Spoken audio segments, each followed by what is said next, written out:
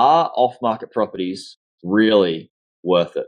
And how do you know if they're worth it or not? Hi, I'm Jaryd Krause, co-host of the Property Powell Australia podcast with Sam Powell, the other co-host here most weeks with you. And in this episode, we're talking about off-market properties. It's a key word on everyone's lips that I've been talking with at the moment, and they're all seeking this illustrious off-market property to help solve their property problems. And there's a lot of risks involved in this. So I wanted to try and break it down to help people understand, I guess, the pros and the cons and what to look for when looking at these off-market properties. Yeah, going through the cons of them, Sam, how you break down how a selling agent brings an off-market deal to a buyer is so insightful. But what I really got that I think people are going to love is that the percentage of property off-market properties that actually go to a transaction after due diligence and then actually close. So guys, it's pretty valuable to know this if you're looking to buy a property and you're really focusing on off-market. And then we talk about the value of, the real value of a buyer's agent, and being unbiased to any type of buyer's agent, the real value they provide outside of just finding off-market deals or getting off-market deals across their desk. So there's so much value in this pod, guys. Obviously, it's not the only way we can help you free. You can get our How to Maximize Your Borrowing Capacity mini course at propertypals.au/resources. Grab that there and let's dive into the pod. Can't wait for you to hear it. Welcome to Property Pals, the podcast where we share everything around how to build a property portfolio, from researching areas, financing, structuring, buying, selling, and reinvesting to live a life of financial independence. As a disclaimer, any information shared by myself, Jaryd, Sam, and the Property Pals team is strictly general and should not be taken as constituting professional advice. You should consider seeking independent legal, financial, and taxation advice from a qualified professional.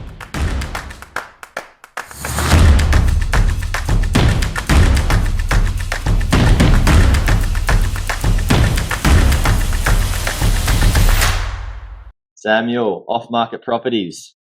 Yes, it's the buzzword on everyone's lips. I get a lot of clients or potential clients looking for off-market properties, and that's all they want in this world at the moment, because that's the silver bullet, holy grail in the property investing world at the moment. Yeah, so easy to find, so easy. I mean, I remember when I was looking, I think it might have been back in 2018. The amount of people that I contacted to get off-market deals was just insane, and didn't get one. There's a lot of work. Why is it? I mean, first, why are off-market properties so good? Well, they're good and they're bad. I'd say majority of rubbish is my sort of overarching thesis on it all.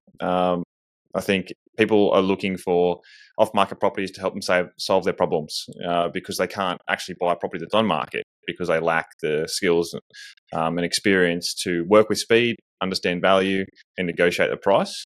Then they go, well, we want more supply. So everyone talks about off markets, and that's why they're going to buyer's agents. They're paying highly expensive fees for buyer's agents, like say 2.5% of the purchase price to get an off-market property. In the thought process of that, and I'm going through and trying to help educate people around off-market properties at the moment, just because it's a false narrative and it's a marketing ploy to get you in to pay that higher fee from the buyer's agent perspective. And what I'm trying to help people with is it's not, you don't want an off-market property, you want the right property for you in your personal circumstances. I don't care if it's on market, pre-market, or off-market. But in order to be successful in achieving what you want, is you need to play in each of those different pools. Does that kind of make sense? Yeah, absolutely. And it's so difficult to do that, to have look online, through real estate domain or whatever it is, at what's listed, and then to maintain relationships with brokers and selling agents. Yeah. And, to to like and consistently contact them to make sure you're forefront of mind. So when a property comes up with what you're looking for, is they're like, oh, we'll send it to this person because of that. But also a beginner not having the skills to know the value of what's in that area and to transact fast and how the process works. Like you're just doing all this work for nothing. Like yeah. Well, the biggest thing I want to help people with in this little potty is, don't get caught up in off markets because the scenario that I'm seeing, you got to pull the veil back, essentially understand why is this probably being brought to you off market. And the majority of the cases is that like the psyche of the seller and the agent in this environment, agents know that off markets have a bit of buzzword about it, and buyers have actually paid premiums for off market properties, and agents over the last few years have realised this. So what they actually do is test the market with the off market properties with their database. Every agent has a database, and it's full of like there's properties that are there. Not all, it's obviously different around Australia, but say they've got a list of 10. They're generally ones that they've taken to market previously and haven't sold because the seller says to them, let's break down the story and it'll help with people understanding this. Hi, I'm a Mr. Sales Agent. I'm here I'd love to sell your property. Yeah, cool. The seller turns around and goes, yeah, sure, Mr. Agent. If you can get me $1 million, I'll sell it, because they know it's probably worth around 900,000. They're happy to move house and all that drama for 100 grand. That's why they put that figure there. They don't pay any marketing fees to the agent, so it doesn't cost the seller anything. It's just a bit of a time back and forth with the agent, and that's what the agent's doing. Is the agent knows that it's probably worth 900 grand, but their foot's in the door. They're now walking in. They're having conversations. They're building rapport and relationship with this person. They're also getting that seller emotionally involved in, what could you do next? Where else could you live? Like change is good and all that. And this is why probably agents get a bad rap, is because part of their job is taking people out of their homes, right, and moving into another location because they're getting paid to do that, essentially. So what happens in that process is they trial it off market. The agent takes it to their database of buyers, and hopefully they're going to snag an uneducated buyer that's going to pay the $1 million because they feel that this is an off-market deal. And the way they present these off-markets is, hi, Mr. Buyer, Mrs. Buyer, I have this property. It's off-market. It's exclusive. I'm only going to give it to you, but I am just going to tell you that there's only a limited time. Like, this seller is wanting to take it to market, so I need a quick response from you. No dramas. You don't have to go for it because there's a number of buyers I wanted to take this to next. But I'm the nice guy, and I'm doing you a favor. So $1 million. Okay, cool. They go through. They have a bit of a look, and they turn around. Yeah, they're either uneducated and they get excited. They pay the $1 million and they think they're happy, and they won't be happy if they have to get a valuation done on it for finance because it won't stack up. Yeah. Or the selling agent's even smarter and goes unconditional and just says it's cash unconditional offer. And it might go through in finance. You never really know, but then you get the educated buyer who's like, well, based on all sales comparables, it's only worth $900,000. So, you know what? I'll give you $900,000. And then that sales agent, like say in that scenario, sales agent hasn't got his $1 million, so he's got 900,000. He goes to that seller. Look, I know you want $1 million, Mr. Seller. I've got 900,000. It's a good start. I'll shop around to a few other buyers. And another point is that sales agent isn't just giving that property to one buyer. Like, very rarely, right? They've probably got a database. They're probably saying a similar story, or they might, be more truthful and say, I'm only giving it to a handful of my key buyers to create that competition. That's what they should be doing. Those couple of buyers come in, they're all around that 900,000 figure. The seller's like, well, you just wasted my time. I told you $1 million, go away. And then the agent turns around and says, well, it is off market. I think I can get these people up a little bit higher. He might get them to 920. The buyers too. By going to the market, Yeah, or not to the market yet. If he's good, he's got a few buyers, he might negotiate higher, get to sort of 920 off market against these other buyers, and then the seller's still like, as I'm assuming you would be, Jaryd, is like, nah, firm, I told you $1 million, take a hike. So the conversation then switches to like, okay, well, it's off market. We didn't have any marketing behind it. I just know that I can get you that $1 million if we put just a few $1,000s behind marketing, get this on the market. I've got, there's a lot of demand for this product, blah, blah, blah. Anyway, so what that's doing is then taking them from no financial investment to a small financial investment and building that. So they've got that second foot in the door now. You can see how this works. They're conditioning the seller to see where the market is at and see where the value of the property is really at, and then getting them to buy in for marketing to then go, okay, they're invested. They're already invested.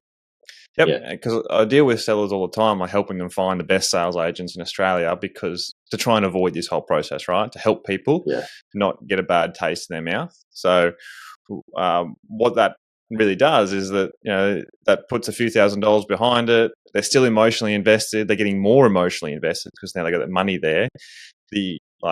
From a real estate agent's perspective and from a overall sale price perspective, it is better to take it on the open market, put money behind it, market it. Absolutely. That's how you get the highest demand levels, and through more demand, you can negotiate higher prices. So, in this example, what happens? Everyone sort of sits there and goes looking at the same data. It sits around 900,000. A good agent will be like, well, I've already got an offer at 920. So in all due respect, take a hike. You might get it to 950. You might get a wood duck, as I call them, paying the $1 million. That could happen. But chances are, like, anyone that's paying $1 million is overpaying, right? And this is where I'm saying these off-market properties on the get-go, they're either overpriced or they're a poor quality asset, and that's why they're taking it to this off-market.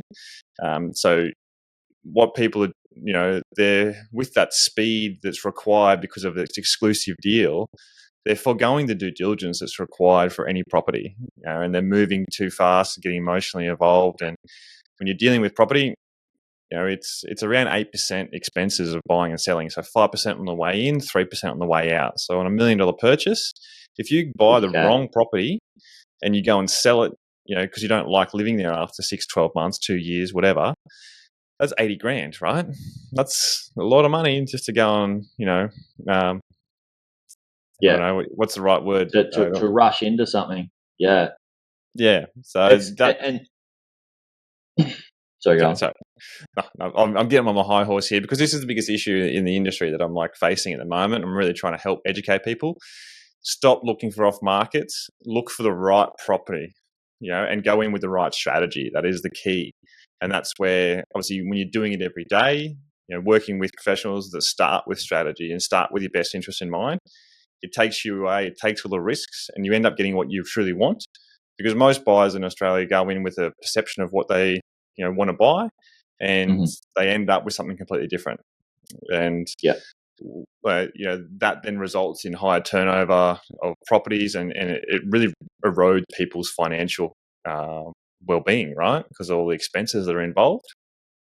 Yeah, and it's not just those expenses, right? Like, let's talk about you say you want to buy a great asset, and off-market can be an inferior asset, and they want to push it through because of that and rush you into it, so you do miss out on some of those things. What are some of those things that people can miss out on? I'll start with one. Maybe there's something that doesn't show up in the building and pests, but they know that there's something about the building that needs maintenance that is undetected by a building and pest check, or there's something there that the property is not aside from value and market and all that sort of stuff. There's something to do with the property that is a risk in itself for that particular property. It might be a flood zone, fire zone, it might be whatever it is, and they just want to just get rid of it, right? Like, without taking it to market, because market's going to know, what it's worth. Like classic things that that I look at are fire, flood, heritage, position. Is that what's the property contours like? Is it a steep block? Is it on a roundabout? Is it near an intersection, like a T intersection? Is it what facing? Like for the northeast facing rear yards are more attractive than the southwest, as an example. And this is where that skill set of analysis really helps, is understanding where the value lies, because it's very easy for an uneducated buyer to go, oh, well, that property on the street sold for $1.2 million. It's like, wow. But that $1.2 million has views, it's northeast facing, it's been renovated. That gives them the confidence. Like, oh, that sold for $1.2 million. People We don't could get understand the that too. quality of Yeah. the fixtures and the fittings that are involved in that asset, and then that gives them the confidence to pay the $1 million.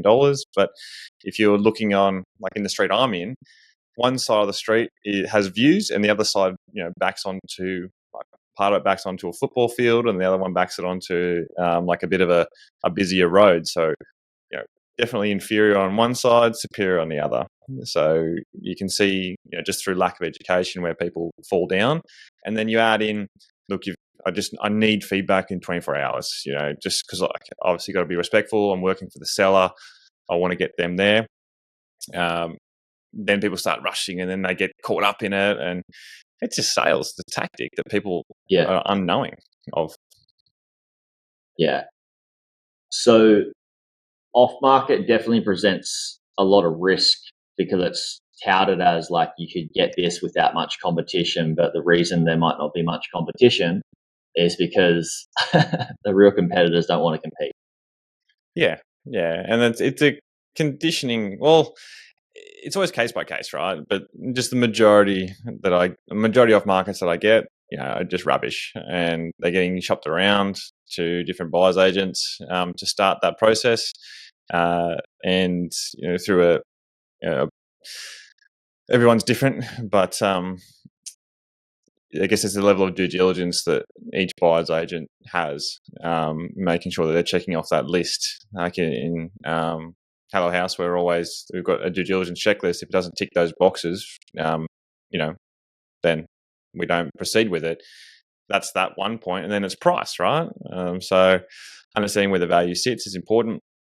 But off markets, it feels that it is not a holy grail. There's not like people think there's a list of off market properties that they, just are waiting to be given once they, work with a professional. And that's just simply not the case. If there was a list of off markets, what that buyer's agent is probably doing is just selling a product, and that's not in your best interest. If it's just a stock standard product.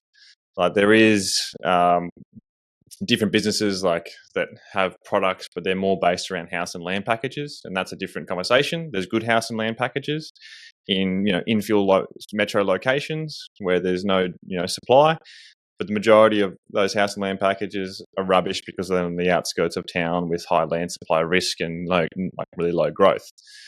Do you want to go and buy that?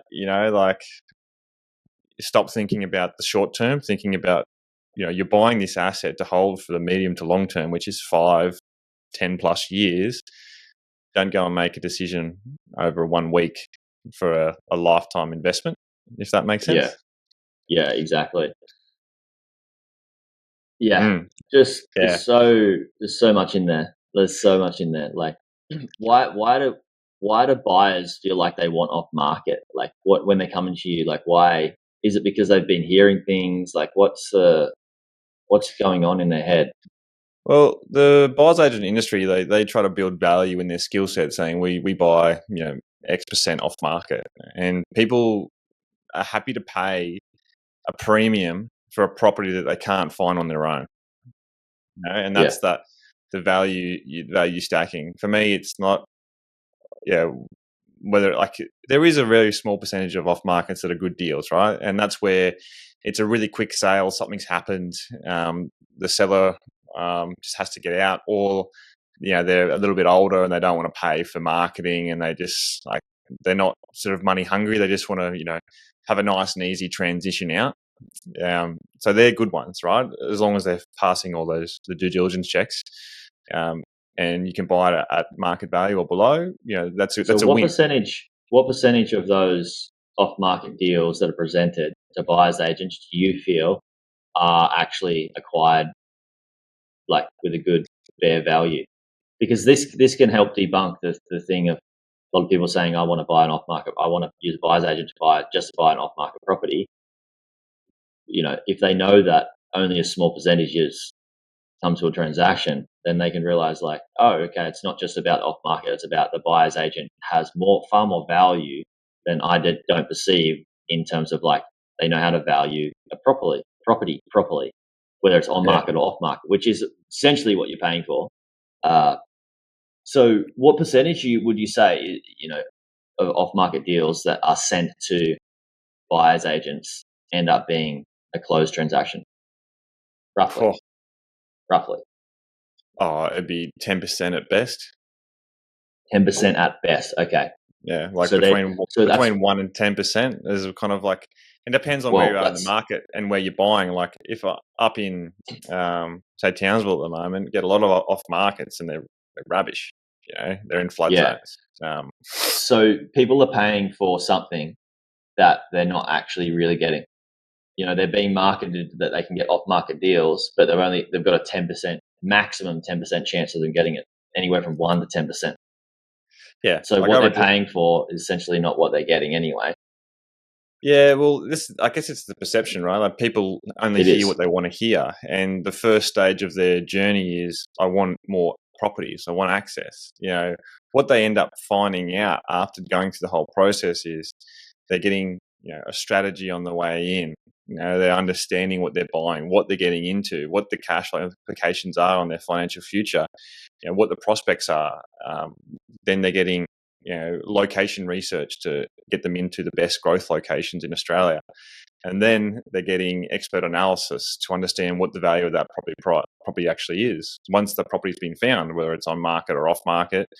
And then once they've got that, they now know a price, roughly what it's worth. Then that's where the skill set of negotiation comes in, because anyone can go and buy a property. It's not the hardest thing to do. Understanding how to secure that right property, because obviously there's only a small handful of properties that are actually worth buying. So the good ones generally always have competition on them, even off market, like through relationships I have with agents around Australia. I'm still going against other buyers agents because that's the agent's job. They're not doing the best for their seller if they're only just working with one buyer's agent, because you got to have a bit of competition, in my opinion. So that's how that works. So then it's like, well, negotiating and understanding the back and forth conversation between the agent. That's the skill set of negotiation. And then once you actually secure the asset, then it's like working with the right conveyancer, working with the right building and pest inspector, finding the right property manager, holding your hand all the way through to settlement, knowing to get insurance out on the property before as soon as you go under contract, going through the pre-settlement inspection checklist, knowing what to look for. And then it's going through annual reviews, knowing what the next steps are. Like that's the package you're getting. It's not this off market, but people haven't seen the pain point. They see the pain point after they've gone through the whole journey and gone, crap, like $15,000. There's a lot of work in there. There's a lot of work involved. And, when you outsource it to someone, if you haven't done it before, in the background, it might feel that not a lot's going on. But, once you're in the seat and you're doing it, like, part of me, like the best clients are those that have done it before, Yeah, because they're not worried and stressed. You're not carrying them through emotionally. You're just carrying them through transactionally, which is when you're buying your first investment property, it's worth leaning on a buyer's agent that can help you carry through it emotionally, versus just transactionally anyway. Like obviously it's easy for the buyer's agent to not have to do that, but they invest in you to help you buy more in the future as well, and to continue to build your property portfolio. So guys, that's awesome. Thanks, Sam. I think that's super valuable. And if you guys are looking to get a buyer's agent, like we're not too biased towards bunch of buyers agents. Like we want to make sure what's best for you. So reach out to us if you want us to like share a couple of different buyers agents that you could speak to and work out what's best for you. But yeah, good chat, Sam. Appreciate it. Yeah, off markets. It's like, I guess, lead with strategy, focus on off market, and the pre-market stuff is, it's about to hit the market. It's like a week or two away. Photos being done up, marketing starting.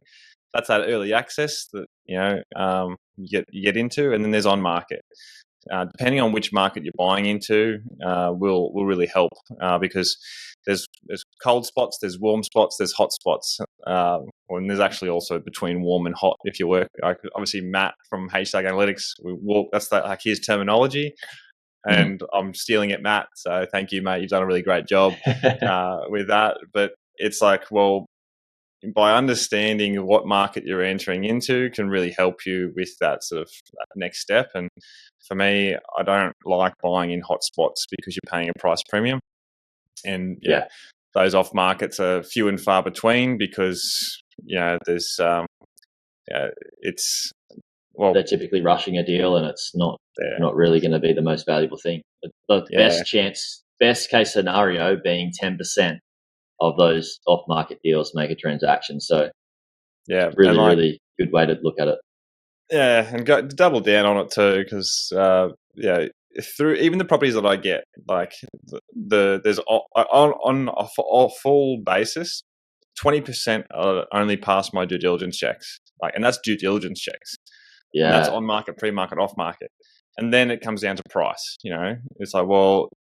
And then that's where the majority starts to get, chipped away. So everyone's in a rush, right? They get their pre-approval. I've got 90 days. Buy me a property, let's go. It's like, whoa, pump the brakes. Don't, as you always mention, I'd rather pay, a fair price for a good asset than a good price for a fair asset, because that good asset will grow better, be more attractive, and be better for your long-term wealth than just getting something, average and ticking a box so you can move on with the next stage of your life. Absolutely. Love it. All right. Thanks, Sam. Speak to you guys on the next one.